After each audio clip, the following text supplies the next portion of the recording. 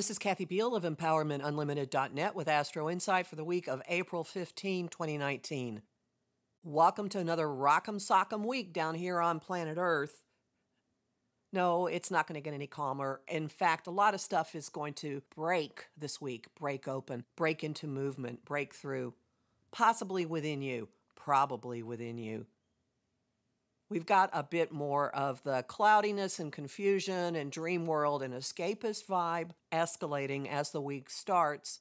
You may find yourself wanting to put a margarita machine in your office or leave and go watch a bunch of movies.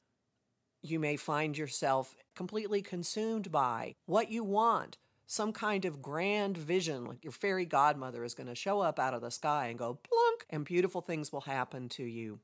So spend some time, when you get those moods, spend some time envisioning what it is you want and keep making it bigger and bigger and bigger and bigger and bigger and more outrageous and bigger. Reason has nothing to do with this. Logic has nothing to do with this. You are playing, let's pretend, and envisioning an even more magnificent view of reality. And maybe it's like a prisoner going off into La La Land to be able to deal with what's going on or cope with what is going on in so-called reality. Maybe it's a bit like the very strange movie Pan's Labyrinth, in which a young child living in horrendous circumstances may or may not be having hallucinations and weird experiences, may or may not be encountering completely unusual beasts, may or may not be being beaten up, punished, may or may not be discovering a way out from her personal hell. Now, our situation isn't quite as dire as the young protagonist in that film, although there are days when it does feel like, oh my God, can I keep doing this? Well, again, let yourself dream. Dream big, dream ridiculously huge. By the end of the week, the circumstances will be such that dynamite's going to go off in you and you are going to just go after what you want. No more waiting around. Hunter-huntress mode. Before we get there, though, communication shifts into that mode. Mercury, the planet that rules what comes into our minds, what comes out of our mouths, and basically how we get around, Mercury finally clears the water that he's been floating around in for months and enters Aries, the first sign of the zodiac, the sign of life force and boldness and impatience and impetuousness. The noise level is going to go up, if you can believe that. Conversations that have been unclear or off in a fog or stalled or telepathic are going to start happening with hopping frequency. Whatever it is you've been wanting to say or discover or research or find out, no hesitation. People are going to be blurting things out. Whether there's follow-through, that's different. Aries starts stuff, doesn't always clean it up or get moving on it. But as Mercury makes his way further into the sign of Aries, he's going to be hitting all those weighty elements over in Capricorn. There will ultimately be reckoning and responsibility and a demand for follow-through. But right now, we're just finally really starting a lot of things. The big event of the week is the full moon in Libra on the 19th. This is the second full moon in the sign of Libra this year. The one in March was at the very first degree of the sign. This month's is at the very last degree of the sign. That position exacerbates the culminating harvest feel of a full moon.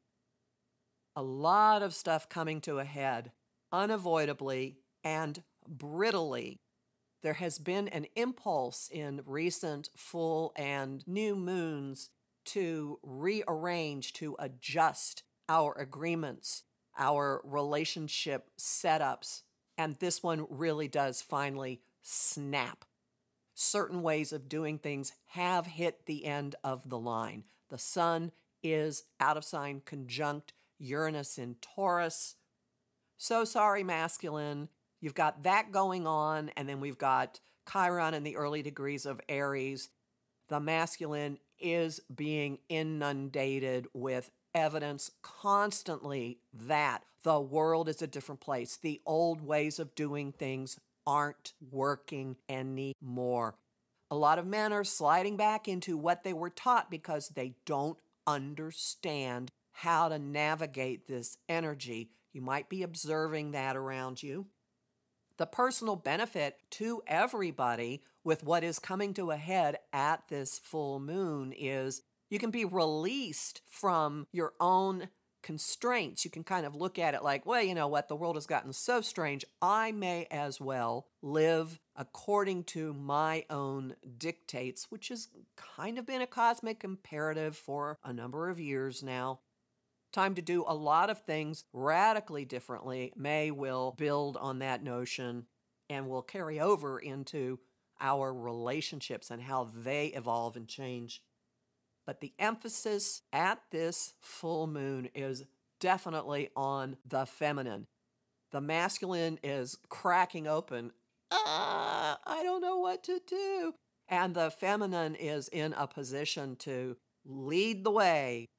Note the rise in the news, in the public discourse, and in whatever you want to call as reality of female politicians all over the globe, many of whom are pioneers, many of whom are firsts, many of whom are bringing radically different concepts into public discourse, bringing the experience of normal people, not the wealthiest, normal people. There are a number of women newly elected in the U.S. Congress who are doing this in hearings and startling people. They're coming under great attack, but they are looking at the world more collectively, at the role of governing more collectively, and not from a corporate, capitalist, entrenched white male point of view. Macrocosm, microcosm. Something is changing within each of us that is snapping old ways of interacting with people, old ground rules under which our relationships have proceeded. New systems, new rules, new dynamics must follow from this. Probably there will be some major milestones in significant relationships. Maybe some will break. Maybe some will break through, using the Doors' old song, Break On Through to the Other Side, which is actually a reference to a shift in consciousness. And that is very definitely what is happening right now. And face it, you don't really want to feel stuck. You don't really want to be stagnant. You don't want to continue playing by rules that weren't getting you what you wanted. We're assimilating the last couple of years' lesson in embracing, accepting the self and putting self-expression and self-love at the forefront. And now we are embracing and expressing and moving forward on the current imperative to take responsibility for yourself. Don't sit around waiting for someone else to rescue you, to do things for you. We're all becoming our own selves. As a consequence, how we interact with each other is going to be really different because ultimately we won't be pressuring our relationships to fill gaping voids within ourselves.